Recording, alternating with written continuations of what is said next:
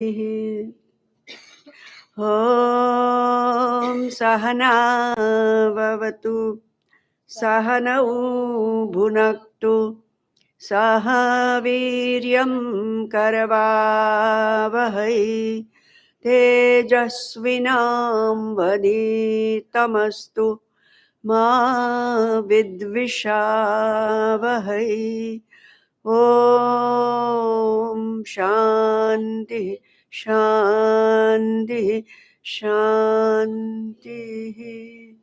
ॐ श्री गुरुभ्यो नमः। ॐ नारायण नारायण नारायण नारायण। ब्रह्माश्री माला प्रारंभ से हाँ दे दे पुस्तक दे हाँ लाव लाव। अच्छा ब्रह्मास्मि माला प्रारंभ से मंगलम मंगलाचर्या तथा मंगलकारकम मंगलम मंगलाराध्यम सर्वं ब्रह्मास्मि मंगलम। नमस्कारो नमस्कर्ता नमस्कार्यो नमस्कृतिः नमस्करण साध्यं यत् सर्वं ब्रह्मास्मि नम्रतः। अहं ब्रह्म मम ब्रह्म महद् ब्रह्म महत् तथा इदं ब्रह्मानिदं ब्रह्म सर्वं ब्रह्मास्मि सर्वतः। कोऽहं कस्त्वं किमेतच्च न जानेऽहं कथञ्चन अवश्यमेव जानेतु सर्वं ब्रह्मास्मि सर्वथा। राहुर्ग्रासाद्विनिर्मुक्तो यथा चन्द्रो विनिर्मलः मनो मे निर्मलं तद्वज ज्ञातं ब्रह्मास्मि निर्मलम् ज्ञातं ब्रह्मास्मि निर्मलम्। ओम आज 19 तारीख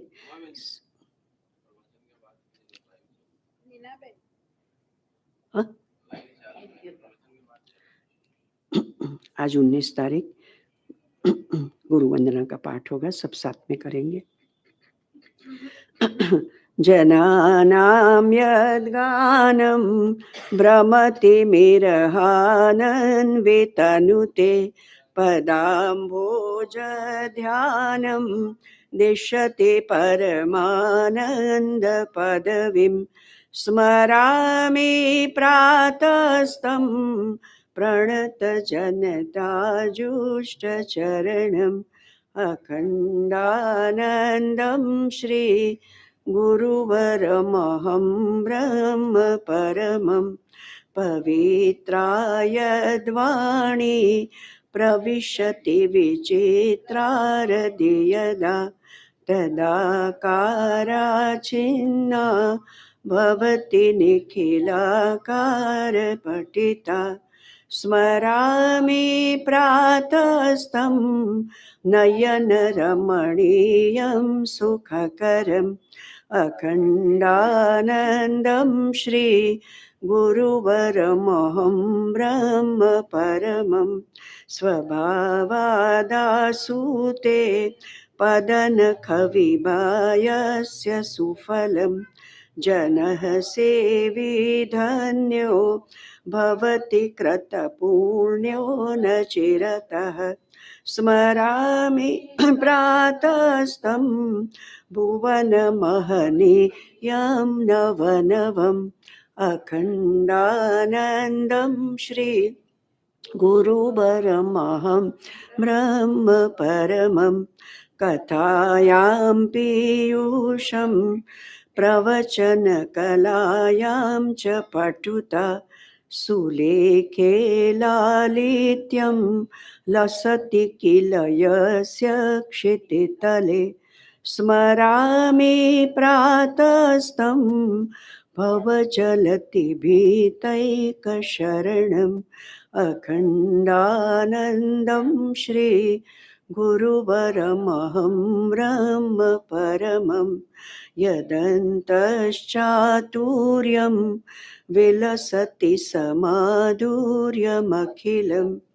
गुणालीयं नित्यं वरयति मरालीवदयितं स्मरामि प्रातस्तं सरुचिकरुणापूरमधुरम् अखण्डानन्दं श्री गुरुवरमहं ब्रह्म परमम् यदा लोके लोके भवति नहि शोके क्षणतमः यदा संगे भंगे गलति भवरंगे रुचिरता स्मरामि प्रातस्तं निगमवरवीथि प्रचरणम् अखण्डानन्दं श्री गुरुवरमहं ब्रह्म परमम् विरक्ता सद्भक्ता विविधविधिसक्तागपि जनाः स्वदन्ते स्वान्तर्यत् वरवचन पीयूषमनिशम्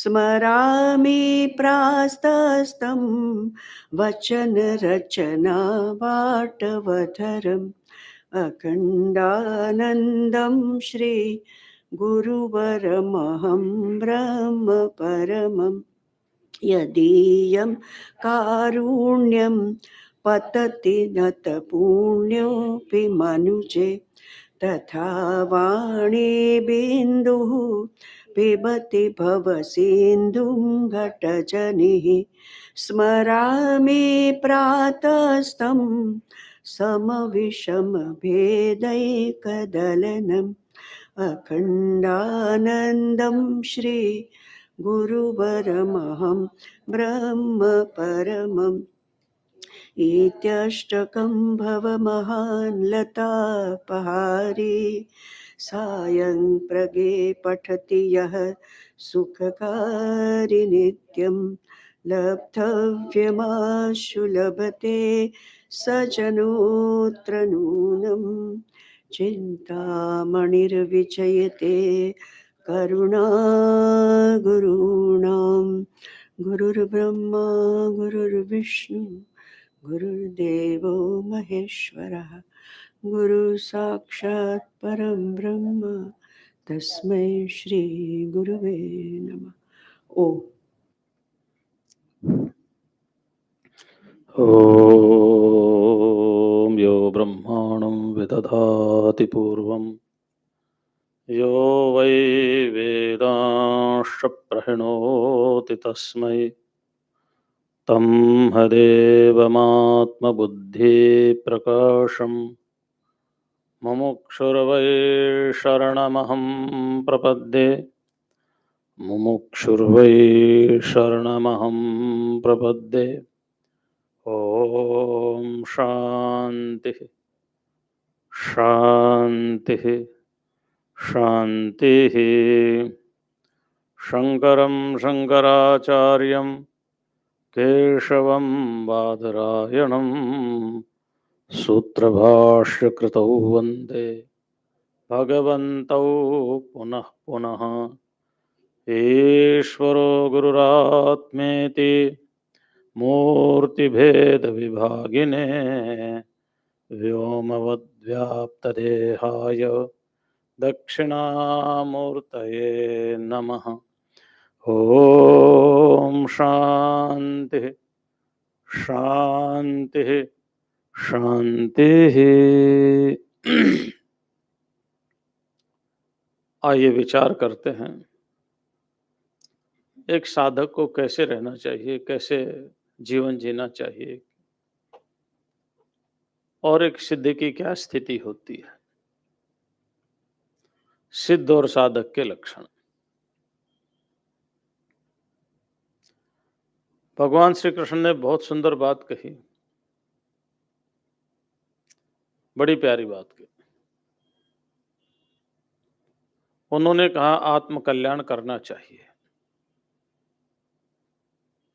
कौन करे आत्म कल्याण?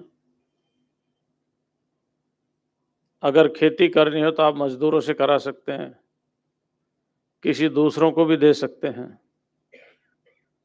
खेती तो कोई दूसरा कर सकता है, लेकिन भोजन करना हो तो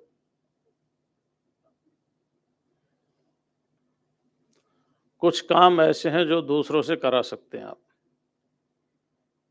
लेकिन सभी काम दूसरों से नहीं करा सकते।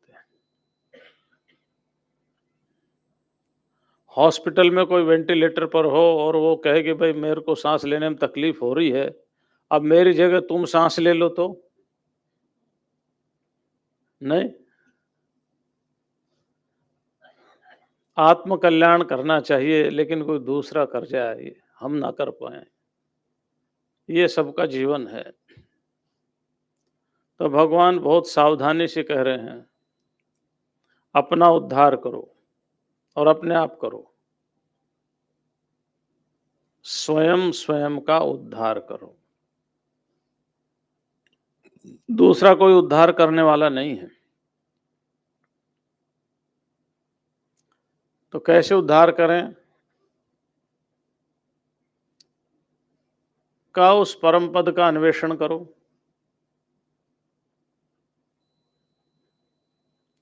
कौन है परम पद? तो वेदों में कहा, तद विष्णोः परमं पदम सदा पश्यन्ति सूरयः। सूर्य माने विवेकवान पुरुष, निरक्षीर विवेकी, तत्व ज्ञान को जानने वाले। कहते हैं तद विष्णोः परमं पदम, परमात्मा का वह परम पद है। उस परम पद को जानो, उसको समझो। कैसा है वो परम पद? पादो अस्येहा भूतानि त्रिपादस्या। आहा, ये पूरा विश्व उसके एक अंश मात्र में ही है, इतना ही नहीं है वो। जितना भी ब्रह्मांड हम देख रहे हैं, जितना भी देख रहे हैं, हजारों हजारों गैलेक्सीज हैं, और एक एक गैलेक्सीज में हजारों हजारों सौर मंडल हैं। जितना भी हम देख रहे हैं वो सारा का सारा उसके एक थोड़े से अंश में है। वो इतना ही नहीं है, वो अनंत है, वो व्यापक है। जो अनंत है, जो व्यापक है, एक साधक को उसकी तरफ गति करनी चाहिए और एक सिद्ध को उसके वहां जाकर के विश्राम करना चाहिए। सिद्ध में शांति है, साधक में गति है।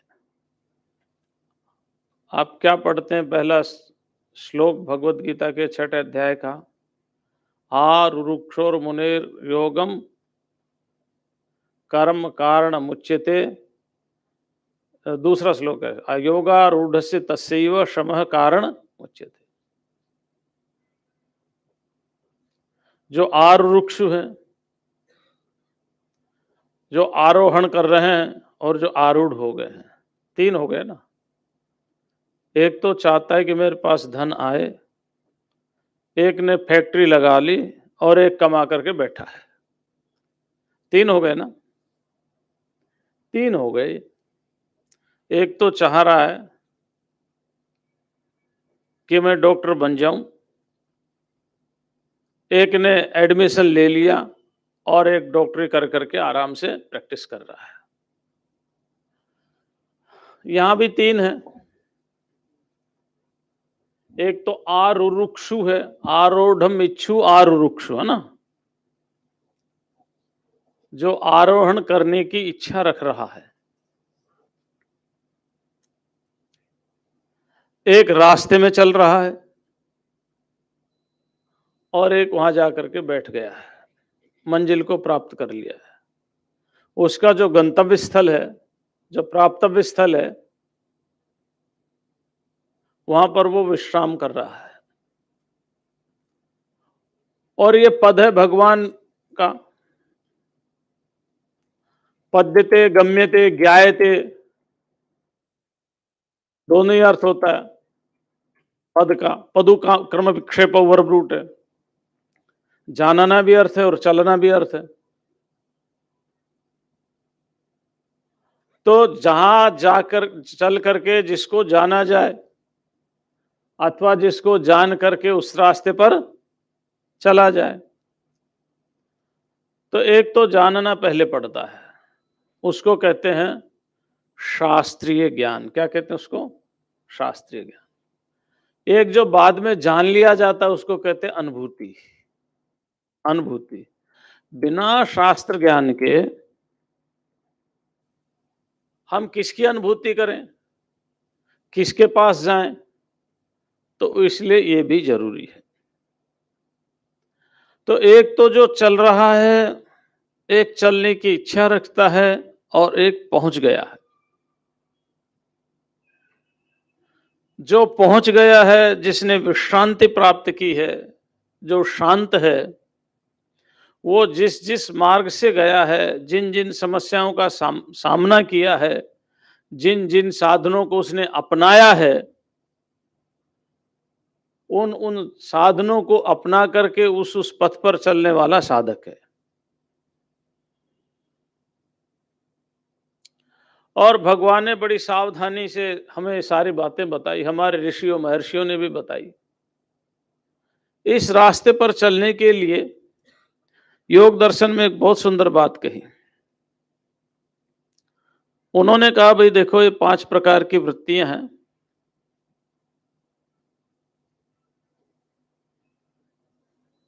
इन 5 प्रकार की वृत्तियों को आपको रोकना है।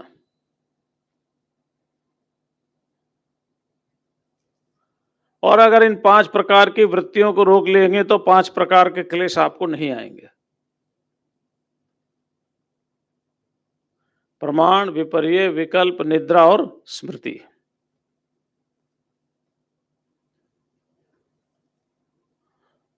तो उन्होंने कहा, चित्त वृत्ति के निरोध का नाम योग है।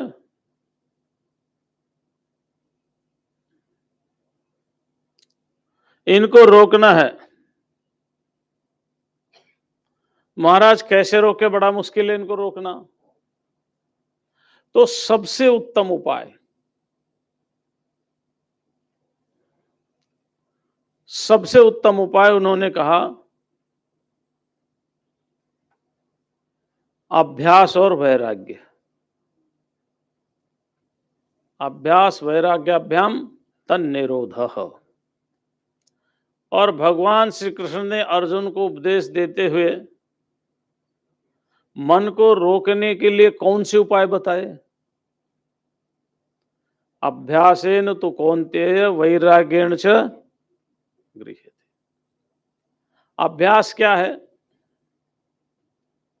अभ्यास नाम है वेदांत चिंतन का, अभ्यास नाम है आत्मचिंतन का, अभ्यास नाम है संसार के मिथ्यात्व के चिंतन का।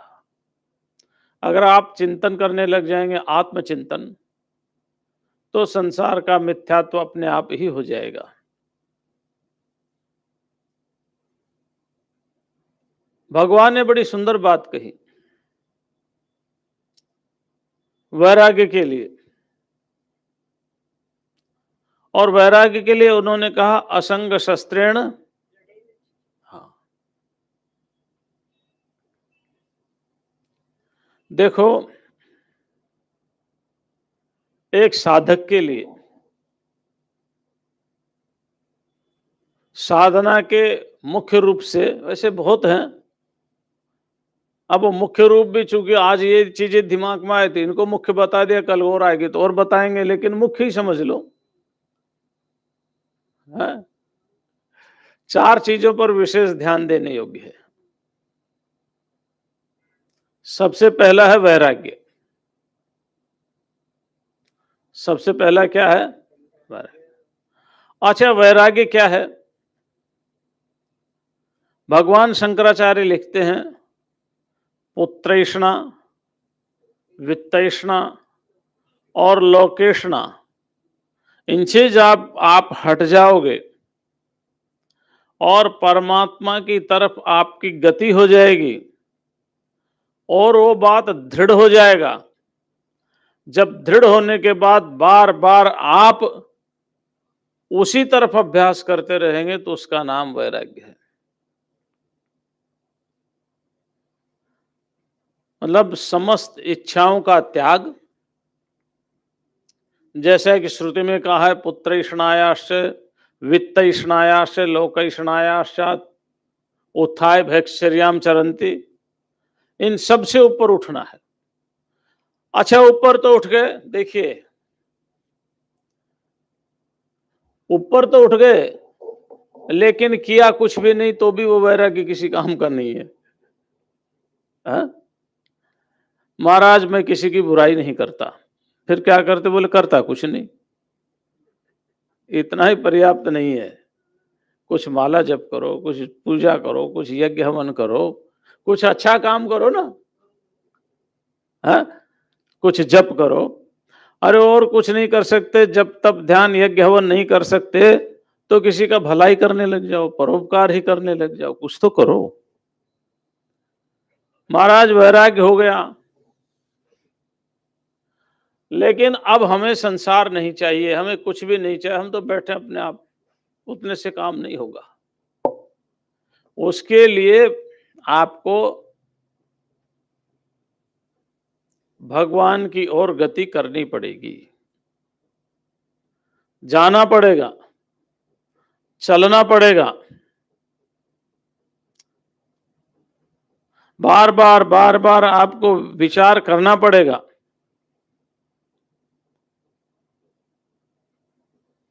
विवेक का सहारा लेना पड़ेगा।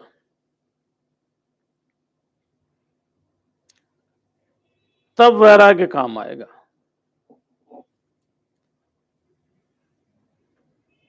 और नहीं तो ये वैराग्य काम नहीं आएगा। वैसे बिना परमात्मा के चिंतन के वैराग्य आता भी नहीं है ना? ठीक है ना? आता भी नहीं है। तो आएगा भी तभी, क्योंकि कोई श्रेष्ठ वस्तु दिखाई देगी तो दूसरी वस्तु को छोड़ने का मन करेगा, नहीं तो छोड़ने का मन ही नहीं करेगा। तो सबसे पहला एक साधक को अपने जीवन में क्या लेकर के आना? वैराग्य। और वैराग्य का क्या भाव है? यहां अर्थ नहीं बता रहा, भाव बता रहा हूं। समस्त कामनाओं का त्याग, रिनंसिएशंस ऑफ ऑल डिजायर्स। इसके लिए योग दर्शन में बड़ा सुंदर शब्द दिया, बड़ा प्यारा शब्द दिया। वो कहते हैं दृष्टानुश्रविक विषय वितृष्णस्य वशीकार संज्ञा वैराग्य। दृष्ट माने जो इस संसार में हम भोग देख रहे हैं, राजा महाराजाओं के ठाठ देख रहे हैं, है ना? और श्राविक माने जो हमने सुना है कि इंद्र को ये सुख मिलता है, इतनी आयु मिलती है, न वहां बुढ़ापा है, न रोग, न जरा है, न व्याधि है। जो संसार के सुख हैं और जो स्वर्गलोक के सुख है, देखे और सुने हुए, दोनों ही सुखों के प्रति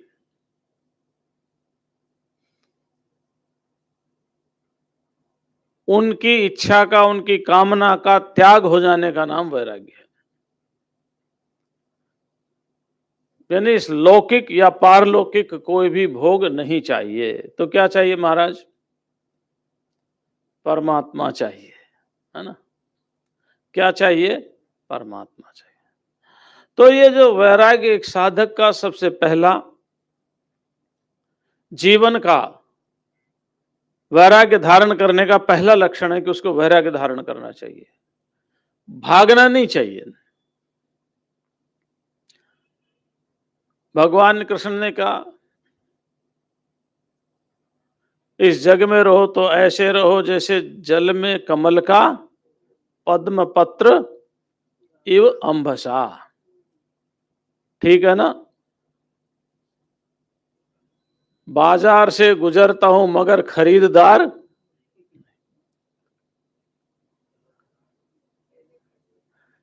संसार में रहते हैं लेकिन संसार के किसी भी विषय वासनाओं से संबंध नहीं है।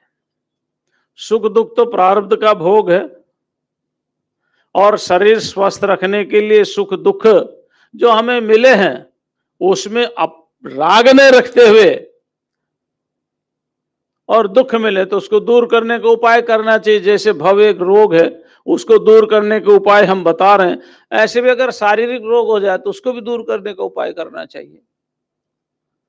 वैराग्य का मतलब भागना नहीं है। वैराग्य का मतलब होता है अपने अंदर से समस्त कामनाओं का त्याग। उसका नाम वैराग्य होता है। तो एक साधक को अपने जीवन में सबसे पहले उसको वैराग्य संपन्न होना चाहिए। तो वैराग्य से तो बात बनती नहीं। तो फिर दूसरा उपाय क्या करे? दूसरा उपाय उसको शरणागति। न रूपमस्येह तथोपलभ्यते नान्तो न चादिर न च संप्रतिष्ठा अश्वत्थमेनं सुविरूढ़ मूलम असंग शस्त्रेण। ये असंग वैराग्य। वैराग्य हो गया, फिर क्या करें? ततः पदम तत्परिमार्गितव्यम यस्मिन् गता न निवर्तन्ति भूये तमेव चाद्यम पुरुषम प्रपद्ये। प्रपद्ये माने प्रपत्ति, शरणागति, है ना? ये शरणागति है।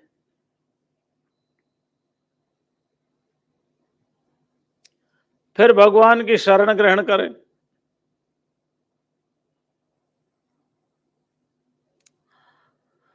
अच्छा, शरण ग्रहण तो कर लिया, लेकिन हम अब कहें कि अजगर करे न चाकरी, पंछी करे न काम, दास मलुका कह गए सबके दाता, से काम चलने वाला नहीं है। काम चलने वाला, इसमें भी शरणागति में भी दो चीज हैं। ये विवेक की बात है ना? ये उन लोगों की बात नहीं जिन्होंने कह दिया कि पोथी पोत पढ़ जग मुआ पंडित भया न कोई। उन लोगों की बात हम नहीं कर रहे जो ग्रंथों के विरोधी हैं। क्यों? क्योंकि बिना शास्त्र के ज्ञान आता नहीं, परंपरा से आता है, संप्रदाय से आता है, परंपरा से आता है। ये परंपरा से ज्ञान आता है। मैं महान संत कबीर की कोई क्रिटिसाइज नहीं कर रहा, क्योंकि उनका भाव दूसरा था, लेकिन उनकी उस बात को लेकर के आजकल लोगों ने जो धारणाएं बना रखी हैं, ग्रंथ से ग्रंथी बन जाएगी, ग्रंथ पढ़ने से कोई फायदा नहीं। फायदा है भी नहीं अगर साधना में नहीं चलोगे तो, है ना? साधना के मार्ग पर नहीं चलोगे तो फायदा भी नहीं, और नहीं पढ़ोगे तो समझ भी नहीं आएगी। तो फिर क्या? शरणागति में दो चीज है। क्या है? एक तो स्वयं का प्रयत्न है और एक ईश्वर की कृपा है। अगर आप एक घोड़े को 10, 20, 100 आदमी पकड़ करके और नदी के किनारे खड़ा कर दें, अगर वो पानी ना पीना चाहे तो कोई पिला सकता है? नहीं पिला सकता ना। आप शरणागत होकर के, ध्यान रखना, आप शरणागत होकर के अगर नाम स्मरण ना करेंगे, जप नहीं करेंगे, ध्यान नहीं करेंगे, तप नहीं करेंगे, तो उसकी कृपा कहां से बरसेगी? हठयोग में एक बहुत सुंदर बात लिखी है, बड़ी प्यारी बात लिखी है। वो कहते हैं कि योगी योग करे, लेकिन कहां करे? एकांत स्थान में करे।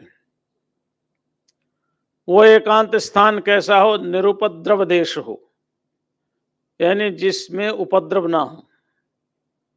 अभी जाकर के आप गाजा पट्टी में ध्यान करोगे तो कहां से ध्यान हो जाएगा? नहीं समझे?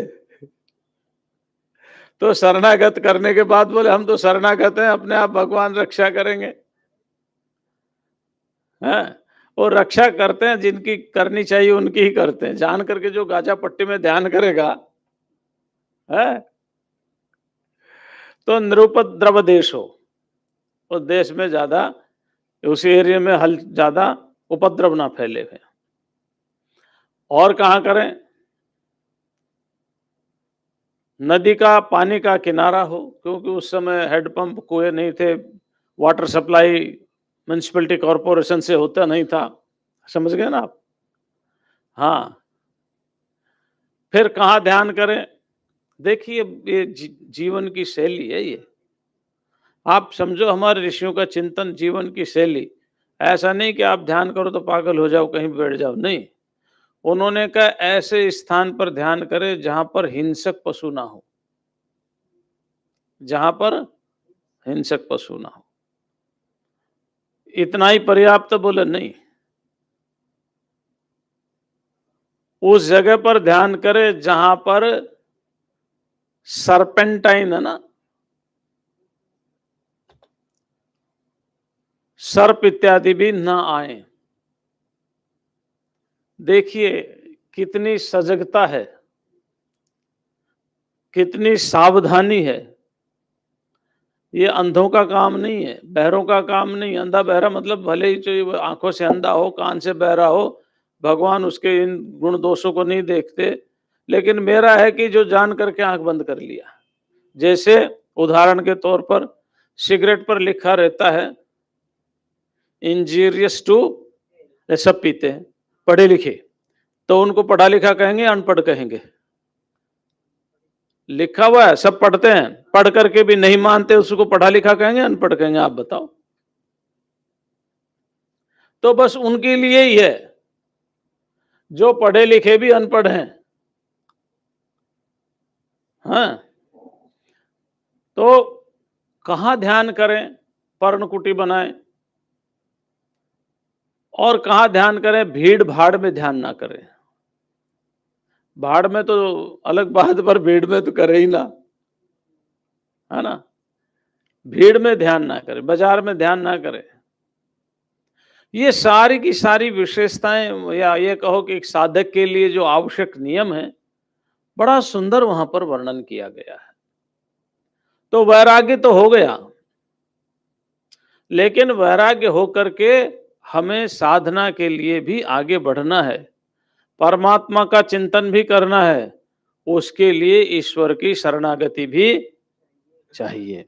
और ईश्वर की शरणागति बस मैं तो शरणम अहम प्रपद्ये, मैं तो आपकी शरण हो गया, आपकी शरण हो गया, अब मुझे कुछ करना नहीं, तो ऐसा आलसी भक्त भगवान को नहीं चाहिए। ठीक है ना? तो अपना प्रयत्न करना होगा। प्रयत्न किधर करे? चूंकि ये साधना की बात है, एक साधक के लिए हम कह रहे हैं, तो साधना में ही अपने प्रवृत्ति को बढ़ाए। कैसे बढ़ाए? सावधानी पूर्वक बढ़ाए, तो फिर भगवान की उस पर कृपा होती है, ईश्वर की कृपा होती है। उपनिषद में बड़ी प्यारी बात लिखी है, वहां कहा है नाय महात्मा प्रवचने न लभ्य न मेधया न बहुना श्रुतेन यमई वैश वृणुते तेन लभ्यस्तशीषात्मा वृणुते तनुम स्वाम। यम एव एष वृणुते। देखिए हमें परमात्मा कब प्राप्त होते हैं? जब वो हमें सेलेक्ट कर लेते हैं, है ना? एषः आत्मा, परमात्मा, यम वृणुते। अच्छा, हमारे दूसरी भी व्याख्या करते, वो भी बहुत अच्छी व्याख्या है कि परमात्मा किसको मिलते? बोले एषः गुरु यम वृणुते। गुरु जिसको स्वीकार कर ले। चेले तो बहुत होते हैं, लेकिन गुरु स्वीकार अंदर से सबको नहीं करते, उनको मालूम है किसको स्वीकार करना है। तो गुरु स्वीकार करेंगे तो क्या होंगे? वो अपना सारा ज्ञान उनमें उड़ेल देंगे और उसको बोध हो जाएगा। लेकिन यहां एषः परमात्मा यम वृणुते, जिसको परमात्मा चुन लेता है, सेलेक्ट कर लेता है कि मुझे इसको शायद मिलना है, तो परमात्मा का selection, the selection of God, समझदार पूर्वक होगा, बेसमझी से होगा? हाँ, ये तो विचारणीय बात है ना। अगर परमात्मा का सिलेक्शन समझदारी से होगा, तो किसी समझदार को चुनेंगे, पागल को चुनेंगे? समझदार को चुनेंगे ना। और समझदार कौन होगा? जो अपने अपने कल्याण के लिए स्वयं प्रयत्नशील है। समझदार कौन होगा? जो अपने कल्याण के लिए स्वयं प्रयत्नशील। इसलिए भगवान ने कहा उद्धरेद आत्मनात्मानम, अपने आप अपना उद्धार करो। नात्मानम अवसादयेत, अरे क्यों नीचे की तरफ जा रहे हो? जन्म मरण के चक्कर में क्यों पड़ रहे हो? क्यों नार के जीवन जीने के लिए तैयार हो? क्यों पशु पक्षी कीट पतंग बनने के लिए तैयार हो? क्योंकि आत्मैव ह्यात्मनो बंधु आत्मैव रिपु। आहा, बड़ी सुंदर बात कही। हम स्वयं अपने मित्र हैं और स्वयं ही अपने, भगवान शंकराचार्य ने कहा के शत्रवः सन्ति, हमारे शत्रु कौन है? के शत्रवः सन्ति, कौन है हमारे शत्रु? बोले वो इंद्रियां हैं जो नींद ला दे हमें।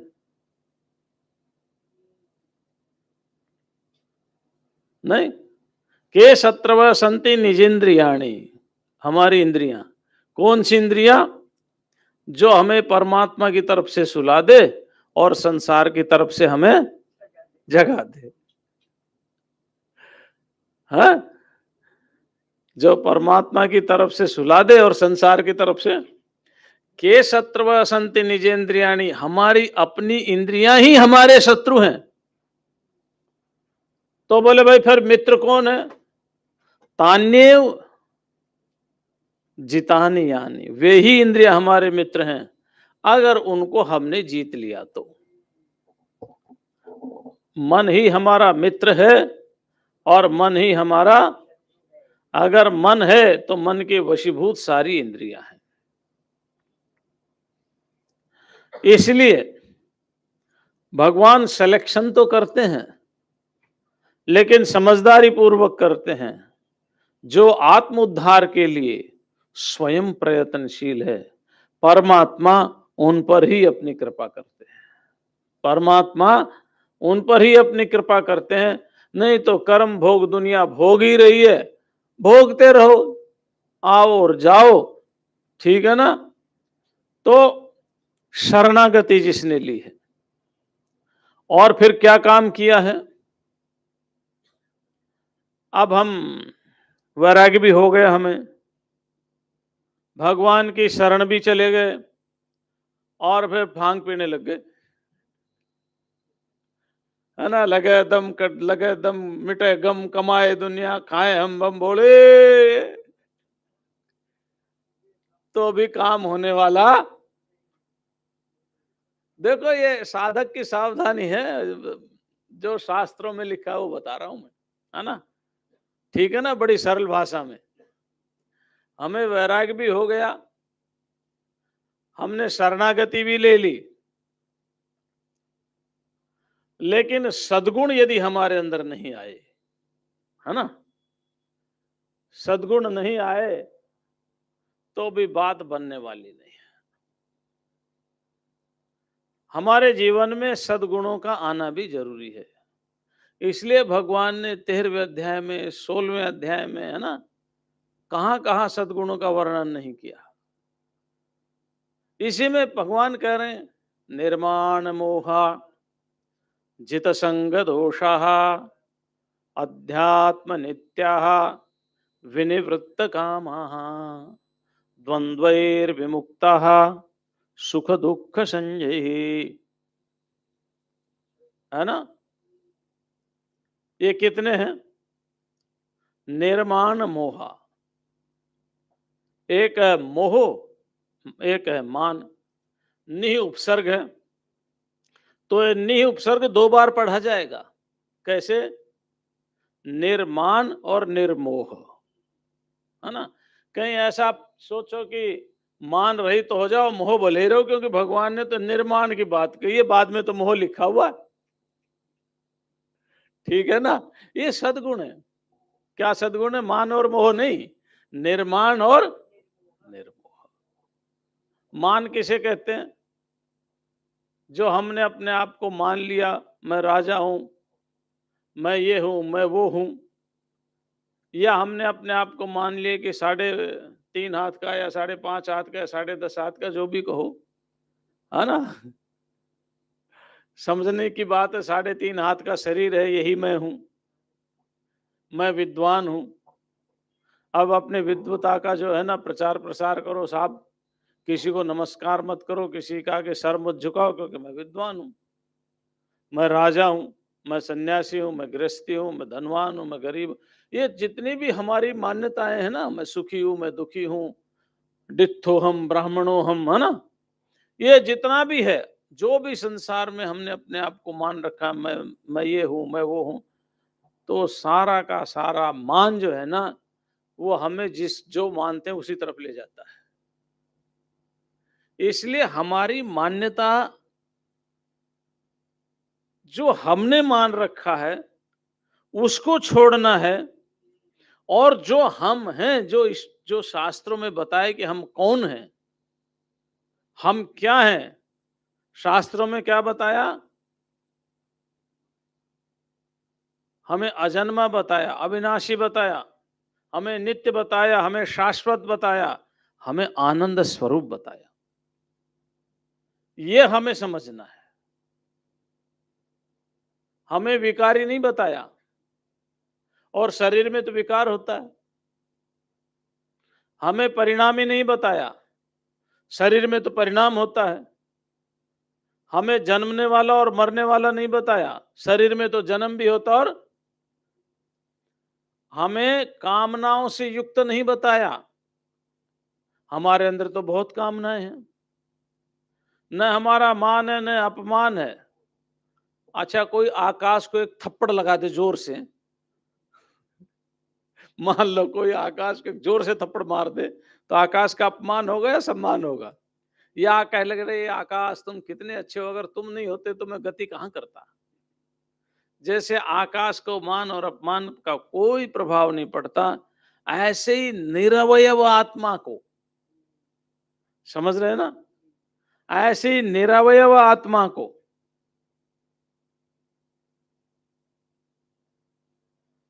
मान और अपमान का कोई संबंध नहीं रहता। तो ये जो मान्यताएं जो हमारी हैं, इन मान्यताओं को छोड़ना है। शरीर को नहीं छोड़ना, मान्यताओं को छोड़ना है। जो मन में हमने मना लिया है, इन मान्यताओं को छोड़ने का नाम निर्माण है। तो ये सद्गुण है। ये क्या है? ये सद्गुण है। और मोह का त्याग करना है।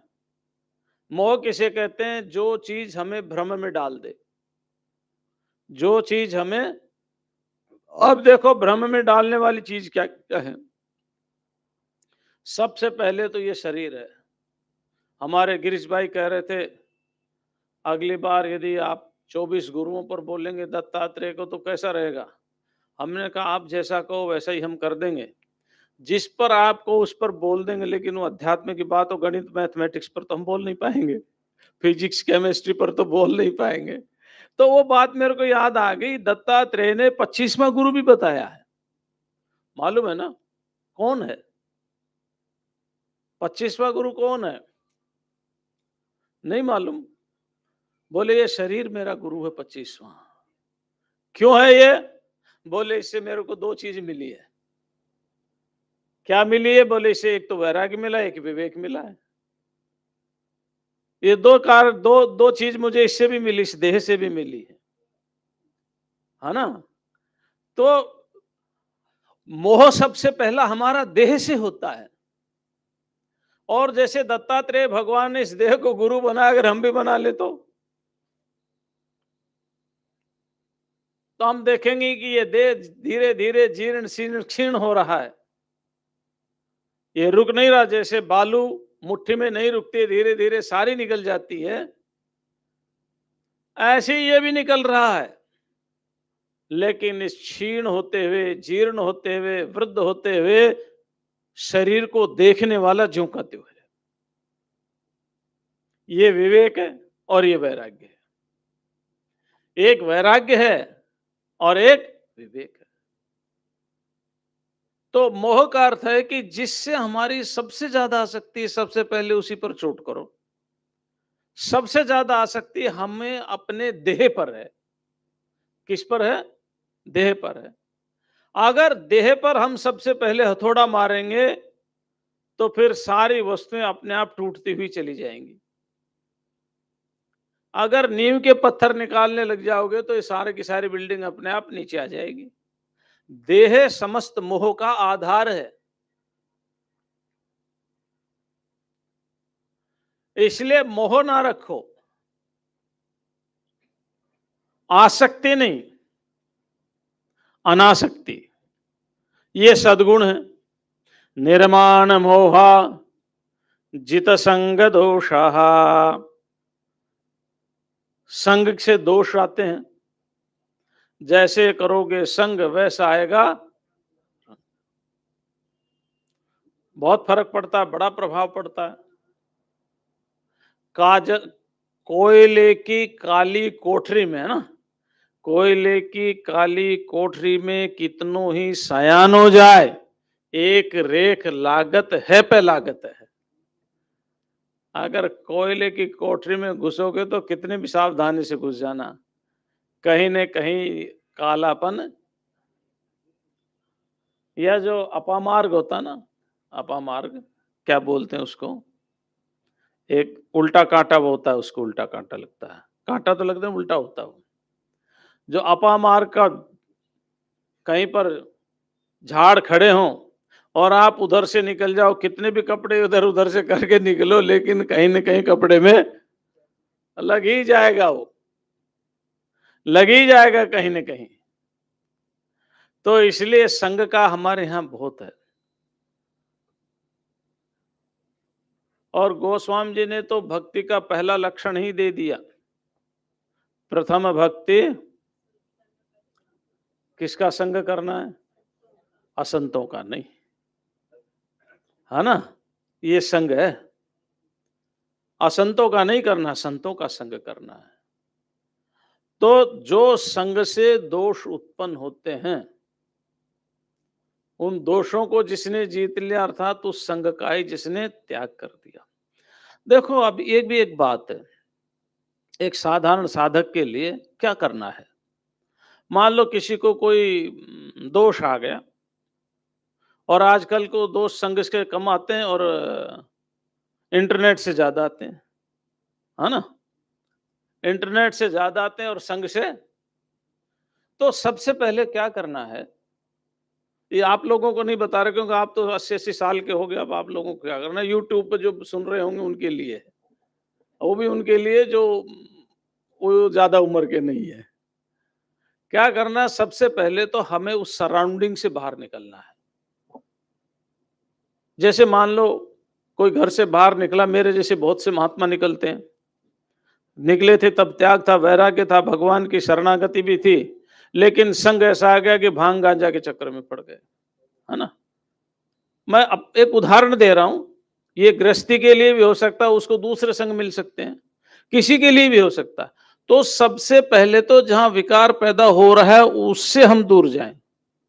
वो जो क्षेत्र है या वो जो लोग हैं, पहले तो हम अपने आप को वहां से डिस्कनेक्ट करें।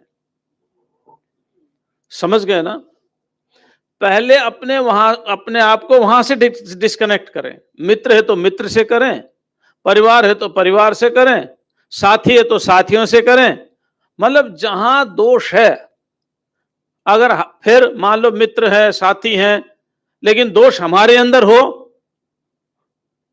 तो दोषोनुसंधीयताम, भगवान शंकराचार्य कहते उसका अनुसंधान करो, कैसे दूर होगा। फिर अपने आप को व्यस्त रखो,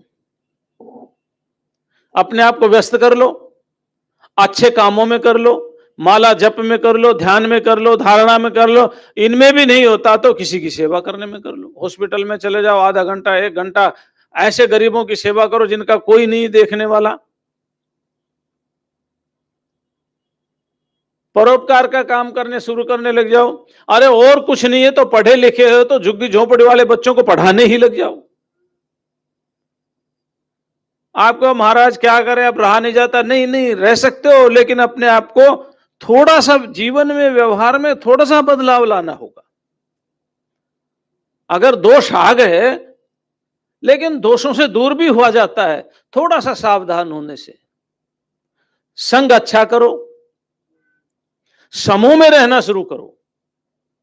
किस में रहना शुरू करो? समूह में रहना शुरू करो, बड़ों बूढ़ों के साथ रहना शुरू करो। कोई भी हो, सबके लिए एक ही नियम है, समूह में रहना शुरू करोगे तो जो दोष जिस कारण से आ रहे हैं उससे डिस्कनेक्टिविटी हट जाएगी। तो ये कुछ चीजें हैं जो हमें बहुत सावधानी बरतनी है। और जब दोष धीरे धीरे समाप्त हो जाएं तो समूह से बाहर निकलो, फिर ध्यान भजन करने के लिए भीड़ को छोड़ दो, किसी नदी के किनारे जाओ, किसी एकांत स्थान में जाओ, एक झोंपड़ी बनाओ और आहार पर संयम करो और अपनी साधना करो। तो देखना होगा कि हम किस स्थिति में खड़े हैं, हमें उसी स्थिति के उपाय करने होंगे। जिस स्थिति में हम खड़े हैं, एक साधक साधना करने के लिए चला है, वो साधक कहां खड़ा है, उस साधक को उसी के हिसाब से अब उपाय का पालन करना है। अगर वो सावधानी पूर्वक उन उपायों का पालन करता हुआ चला जाएगा तो धीरे धीरे धीरे धीरे वैराग्य की भावना प्रबल होती चली जाएगी, देह के प्रति आसक्ति कम होती चली जाएगी, दोषों के प्रति आसक्ति रहेगी ही नहीं, और वो जो संग से जो दोष आए हैं, अच्छा ये तो चलो एक बाहर की बात होगी, लेकिन जरा एक तो है एक आध्यात्मिक संग भी है। क्या? शरीर के साथ में चिपट के रह गया है ना। अब शरीर मरता है तो मैं मरता हूं, शरीर जीता है तो मैं जीता हूं। पुत्र के साथ चिपट के रहेगा, पुत्र को बुखार आता है, कहता है मैं मर गया, ये भी तो संग दोष है। तो जित संग दोषाहा, और क्या कहा, ये गुण हैं, इन गुणों की चर्चा करते रहेंगे। अध्यात्म नित्य, अध्यात्म नित्य का अर्थ क्या है? जो नित्य निरंतर आत्मचिंतन करते रहते हैं। जप करते रहो, ध्यान करते रहो, चलते फिरते उठते बैठते समय उसी की चर्चा करो, उसी के संबंधित साहित्य पढ़ो, ग्रंथ पढ़ो, जो करना है वही वही और दूसरा नहीं। तो देखो कितना बदलाव आता है। एक दिन पागलपन सा हो जाएगा। आप जिस दिन भगवान की चर्चा नहीं करेंगे उस दिन पागलपन सा आ जाएगा, आज क्या हुआ मेरे साथ। जिस दिन जप नहीं करेंगे उस दिन पागलपन सा आ जाएगा, क्या हुआ मेरे साथ। जिस दिन आप नाम स्मरण नहीं करेंगे, जिस दिन किसी संत के दर्शन नहीं करेंगे, जिस दिन, तो अध्यात्म नित्य का मतलब है निरंतर अध्यात्मशील आत्मचिंतन। ये सद्गुण है, सद्गुण जिनको हमें धारण करना है। और विनिवृत्त कामाः, अब कामनाएं दूर होंगी, ठीक है ना। अब कामनाएं दूर होंगी, नहीं तो कामनाएं दूर होंगी नहीं। और सुख दुख संगे ही दुख ही द्वंद्वैर विमुक्तः, जो द्वंद्व हैं, सुख दुख, मान अपमान, भूख प्यास, गर्मी सर्दी, ये द्वंद्व हैं। और द्वंद्वात्मक ही तो संसार और है क्या। इस द्वंद्व से हमें ऊपर उठना है। अच्छा कैसे उठे महाराज, बड़ी समस्या है ये। हमें समाज में रहना है तो भूख प्यास भी लगेगी, गर्मी सर्दी भी लगेगी, और मान और अपमान भी होगा। तो गर्मी सर्दी लगे तो अपने तप से अपने शरीर को सुदृढ़ करो। मान और अपमान लगे तो अपने आत्मा में ठहर जाओ कि देह की दृष्टि से सब एक हैं और आत्मा की दृष्टि से भी सबका शरीर पांच भौतिक है और आत्मा सबकी नित्य है, एक ही है। तो मान और अपमान से भी ऊपर उठना है, सुख दुख से भी ऊपर उठना है, गर्मी और सर्दी से भी ऊपर उठना। अब तो थोड़ी सी गर्मी आते ही मर गए, गर्मी हो गई, गर्मी हो गई, अरे गर्मी हो गई। आज हमारा ध्यान नहीं लगा, क्यों नहीं लगा महाराज, गर्मी बहुत थी, एसी खराब था। ध्यान का, अब एसी ठीक हो तो ध्यान लगे, और एसी ठीक ना हो तो, आज सर्दी बहुत थी, आज हीटर का तार फूक गया था, सुबह ध्यान करने बैठे तो बहुत सर्दी लगी। अब हीटर ठीक हो तो ध्यान लगेगा, हीटर ठीक नहीं होगा तो ध्यान नहीं लगेगा। इसलिए हमारे महात्मा बहुत समझदार थे। देखो एक बात बताएं, कुछ महात्मा तो हिमालय में तपस्या करते थे, जहां 4-4, 5-5 फुट बर्फ गिरती है, और कुछ महात्मा रेगिस्तान में तप करते हैं, जहां पर अगर कोई साधु अपने वस्त्र पहन के बैठा हो और दूर से कोई उसको देखे और वो दिखाई दे तो ऐसा लगेगा जैसे आग का गोला बैठा हो। क्यों? ऐसी वस्त्र, तेज धूप, तो ऐसा लगेगा जैसे आग का गोला बैठा हो। इसलिए वो अपने आप को हर परिस्थितियों से समन्वय करने के लिए कभी वो रेगिस्तान में तप करते थे और कभी वो हिमालय में तप करते थे। वो एसी के और हीटर के सहारे ध्यान नहीं लगता था उनका, है? इनके सहारे उनका ध्यान नहीं लगता था। इसलिए ध्यान रखना, थोड़ा गर्मी सहन करने की भी शक्ति आनी चाहिए और थोड़ा सर्दी सहन करने की भी शक्ति। अभी कोरोना हुआ, कोरोना, है ना? अब हम तो नहीं जानते, रिसर्च वाले ऐसा बताते हैं कि ये कोरोना का सबसे ज्यादा इफेक्ट उस पर हुआ जो सबसे ज्यादा सुख सुविधाओं से संपन्न थे। हाँ, क्यों? क्योंकि उनकी इम्यूनिटी सिस्टम बहुत कमजोर हो गया था। फिर ये रिसर्च आया कि भारत में इसका प्रभाव इतना कम क्यों हुआ? क्योंकि भारत के गांव में रहने वाले लोगों का इम्यूनिटी सिस्टम बहुत मजबूत था। अब देखो कौन सी चीज अच्छी है, कौन सी चीज अच्छी है? एक थोड़ा सा बैक्टीरिया आपको हिला के रख दिया, और जो प्रकृति के साथ रह रहे वो कह रहे क्या होता है हमें मालूम ही नहीं, कभी मास्क लगाया ही नहीं। हम जब कोरोना शुरू हुआ, कोविड-19, तो मार्च में 15 मार्च को हम अपने आश्रम पहुंच गए। उसके बाद हम नहीं निकले। हमें जब किसी के यहाँ विवाह होता था गांव में, तो पता चलता था कि कोरोना है। क्यों? स्कूल के मास्टर, पुलिस, ये वो तहसीलदार सब आ जाते, तो उसके घर भीड़ इकट्ठी नहीं करना। तब पता चलता था रे ये तो कोरोना है, नहीं तो सामान्य जिंदगी थी, पता ही नहीं था। जब प्रतिबंध लगाया, तो प्रतिबंध लगाने वाले किसी के यहाँ शादी होती थी, वहां जब आते थे तब पता लगता था। इतनी सहज जिंदगी जी रहे थे, क्यों? इम्यूनिटी पावर अच्छी थी। तो इसलिए सर्दी भी सहन करना चाहिए, गर्मी भी सहन करना चाहिए, सद्गुणों को भी धारण करना चाहिए। और क्या-क्या सद्गुण धारण करें, इसकी चर्चा अब कल करेंगे। आज इतना ही। ओम शांति, शांति, शांति। ओम।